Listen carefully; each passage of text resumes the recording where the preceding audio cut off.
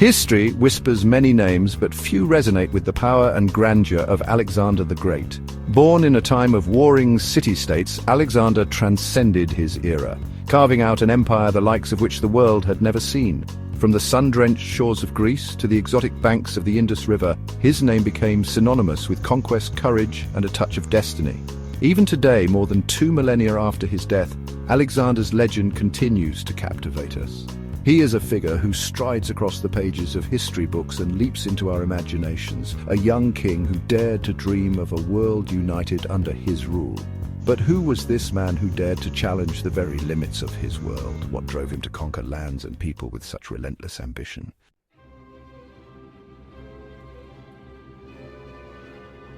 Alexander's story is not just the story of battles won and cities conquered. It is a story that captures the essence of ambition, the allure of the unknown, and the enduring power of the human spirit.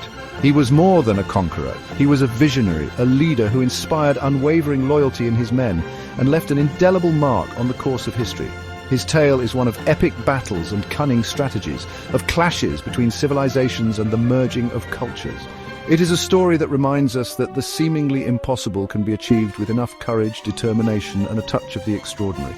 To truly grasp the magnitude of Alexander's impact, we must delve into the world he was born into, a world on the brink of change. It is within this context that we can begin to understand the forces that molded him into the legend he became.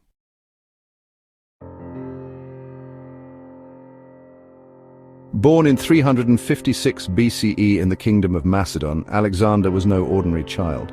His father, King Philip II, was a shrewd ruler and a formidable warrior who had united the fractious Greek city-states under his banner. His mother, Olympias, was a woman of fierce ambition and unwavering pride, a descendant of Achilles, the legendary hero of the Trojan War.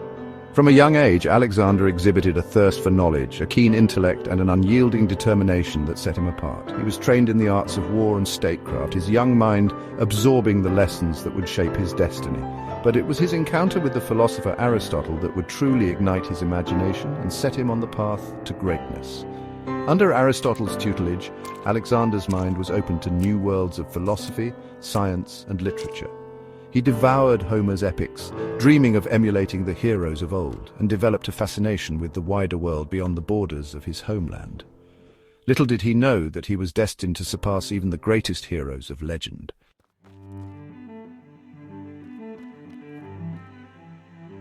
Imagine a young Alexander, his eyes bright with curiosity, sitting at the feet of Aristotle himself. Aristotle, the greatest mind of his age, shaping the young prince's intellect. In the serene setting of Mieza, Alexander immersed himself in knowledge. Aristotle instilled in him a deep appreciation for the natural world and philosophy. Under Aristotle's guidance, Alexander's mind became a sponge, soaking up knowledge.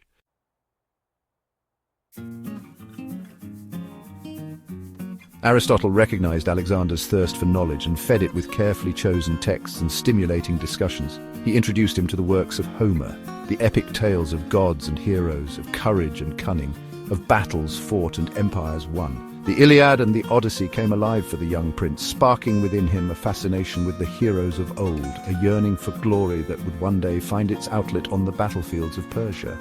But Aristotle's teachings extended far beyond the realm of literature and poetry. He introduced Alexander to the natural sciences, to the wonders of the animal kingdom, to the intricacies of the human body, and the mysteries of the cosmos. They explored the principles of mathematics and geometry, the foundations of logic and reasoning, and the art of persuasive speech.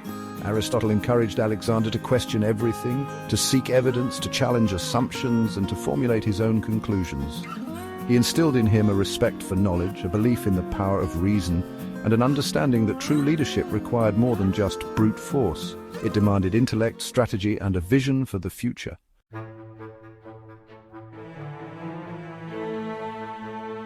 As Alexander grew older, his physical prowess became as evident as his intellectual curiosity. He excelled in horsemanship, swordsmanship, and all forms of combat, displaying a natural aptitude for warfare that surpassed even the most seasoned soldiers. He was fearless in the face of danger, always eager to prove himself, to test his limits, and to emerge victorious. His relationship with his father was complex, a mixture of admiration and rivalry. Philip II, a brilliant military strategist in his own right, recognized his son's potential, but also saw in him a threat to his own authority. He both encouraged and feared Alexander's ambition, knowing that one day their paths would inevitably diverge. Olympias, Alexander's mother, was a constant presence in his life, a woman of fierce ambition and unwavering pride. She instilled in her son a belief in his own destiny, whispering tales of his divine lineage, tracing his ancestry back to Achilles, the greatest hero of the Trojan War. She nurtured his dreams of glory, fueling his ambition and shaping him into the man who would one day conquer the world.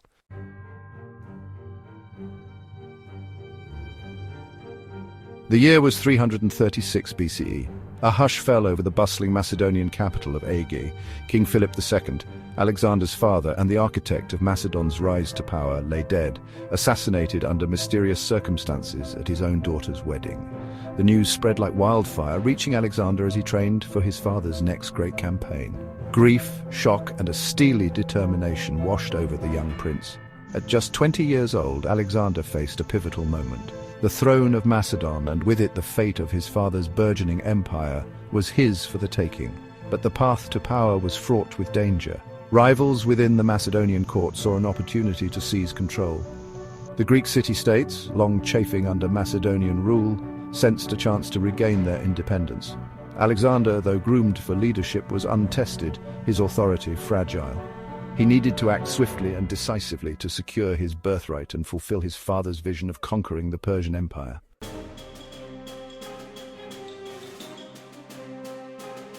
Section 2. Securing the realm. Alexander moved with the speed and decisiveness of a seasoned ruler. He rallied his father's loyal generals and quickly consolidated his power within Macedon, crushing any internal dissent with an iron fist. Those who had underestimated the young king's resolve soon learned of his unwavering determination and ruthlessness. With his grip on Macedon secure, Alexander turned his attention south to the restless Greek city-states. Rumors of Philip's death had sparked rebellion, and the simmering resentment towards Macedonian hegemony threatened to boil over. Alexander, however, would not tolerate any challenge to his authority. He marched south with his army, a force hardened by years of warfare under his father's command. City after city yielded to Alexander's superior forces. Thebes, however, a powerful city-state with a proud history of resistance, chose defiance. Thebes' defiance was met with swift and brutal retribution. Alexander, determined to make an example, razed the city to the ground, selling its inhabitants into slavery.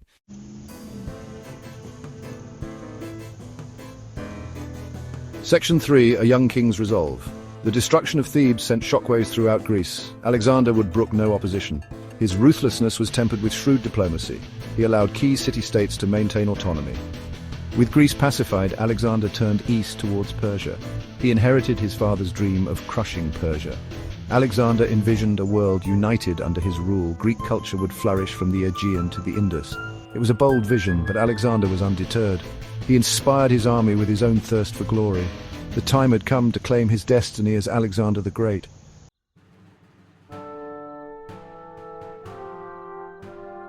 Section 1. Crossing the Hellespont. In the spring of 334 BCE, Alexander stood on the shores of the Hellespont, ready to cross into Asia. Before him lay the Persian Empire, ruled by Darius III. Behind him, his army of 35,000 strong. Macedonian phalanxes and companion cavalry ready for battle. The crossing echoed the legendary Greek expedition against Troy. Alexander, inspired by Homer, sought to galvanize his men. He offered sacrifices to the gods, seeking their favor. Determined and believing in his destiny, he crossed the Hellespont.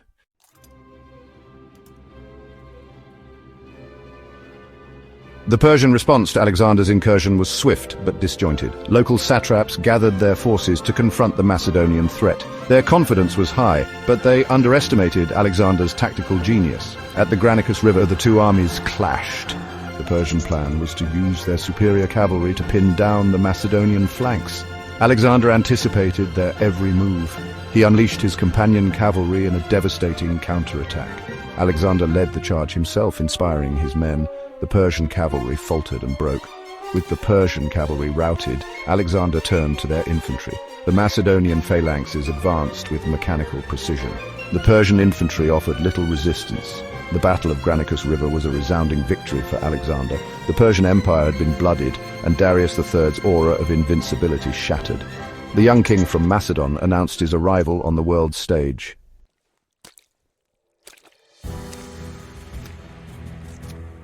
As Alexander's army marched through Asia Minor, city after city opened its gates to the conquering hero. His victory at Granicus River sent shockwaves throughout the Persian Empire. Alexander understood the importance of symbolism. His arrival in Gordium presented a unique opportunity. In the city's temple stood an ancient chariot with a complex knot. Legend held that whoever could untie the Gordian knot would rule Asia. Generations had tried, but the knot remained defiant. Alexander examined the knot, searching for a weakness, but it seemed impossible. Then, in a bold move, Alexander drew his sword. With a single stroke, he sliced through the knot. This act cemented his image as a man of destiny.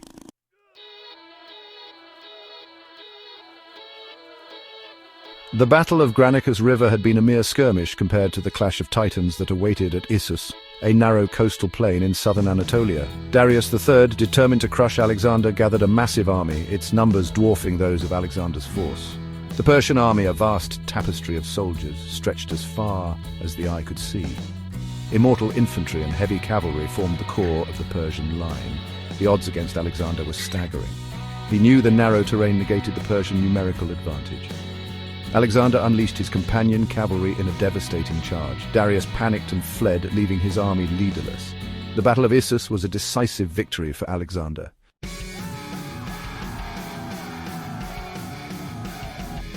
The bond between a warrior and his steed is sacred, forged in battle. For Alexander the Great, this bond was with Bucephalus, his legendary war horse. Their story is a testament to trust and understanding. It begins in a dusty paddock in Macedon. King Philip was inspecting horses for his son. Among them stood Bucephalus, a magnificent black stallion, powerful and swift, but almost impossible to handle. Trainers tried to break him, but he resisted. Philip was about to dismiss him when he noticed Alexander. Alexander, barely a teenager, had been studying Bucephalus. He declared he could tame the stallion, eliciting laughter.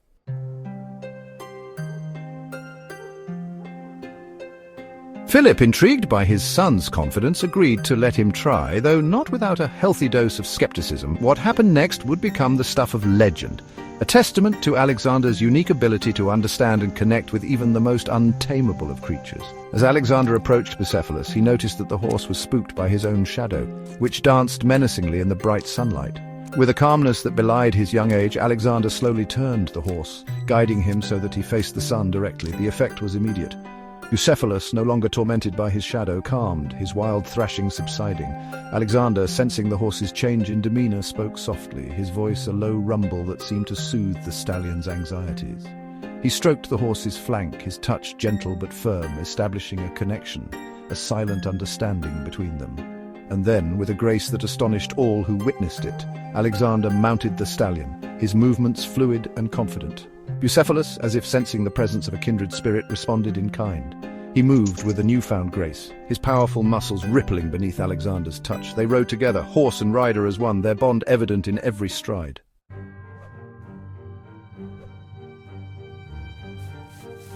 The tale of Bucephalus might have ended there, a charming anecdote about a young prince and his extraordinary horse. But for Alexander, Bucephalus was more than just a mount. He was a companion, a confidant, a symbol of his own unyielding spirit. Throughout his years of conquest, Bucephalus carried Alexander across countless battlefields, his black coat glistening with sweat and dust, his hooves pounding the earth in a rhythm of war. Together, they faced down charging chariots, weathered storms of arrows, and broke the ranks of countless enemies. At the Battle of Granicus River, Bucephalus carried Alexander through the heart of the Persian army, his hooves trampling foes beneath his feet. At the Battle of Issus, he stood firm as Alexander led the charge that routed Darius III and shattered the Persian Empire's aura of invincibility. Bucephalus was more than just a horse, he was a legend, a symbol of Alexander's own indomitable spirit, his unwavering courage, and his unyielding pursuit of glory. Their bond, forged in mutual respect and trust, would inspire generations of warriors and horse lovers alike.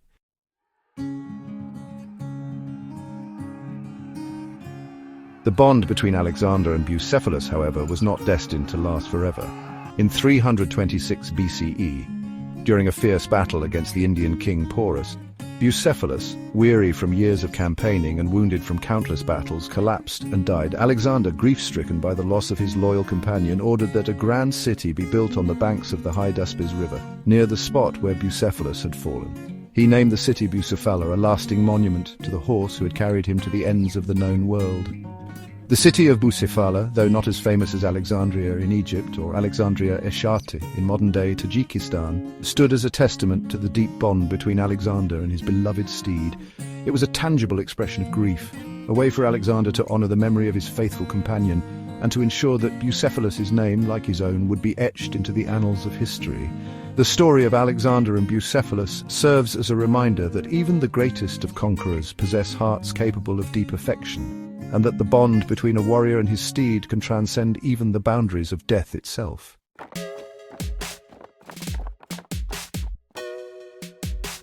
Alexander's conquests were cultural earthquakes that reshaped the world. His armies carried Greek culture, language, and philosophy eastward. This fusion, known as Hellenism, influenced art, architecture, and religion. Alexandria, founded by Alexander, became a center of learning. Scholars from various cultures mingled, exchanging ideas. Greek philosophy met Eastern mysticism, shaping Western thought. From the Mediterranean to the Indus, Greek artistic ideals spread. Statues of Greek gods adorned new cities reflecting Greek ideals. Greek theatre found new audiences, its themes resonating widely. Greek became the lingua franca, facilitating trade and diplomacy. Even the Roman Empire adopted Greek culture and language.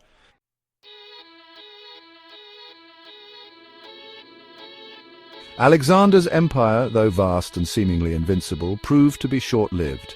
After his untimely death, his generals carved up his empire, plunging the Hellenistic world into decades of warfare. Yet, even as Alexander's empire fragmented, his legacy endured. The seeds of Hellenism he sowed continued to grow, shaping the cultural landscape for centuries. His legend inspired awe and admiration passed down through generations. Military leaders studied his campaigns, marveling at his tactical genius. Rulers adopted his image, their ambitions fueled by his legend. Alexander's legacy extends beyond military conquest, embodying the human desire for adventure. His story, with its epic battles and daring adventures, continues to capture our imaginations. Alexander's conquests left an indelible mark on history, spreading Greek culture and learning. Though he didn't unite the world, his legacy continues to spread, touching every corner of our world.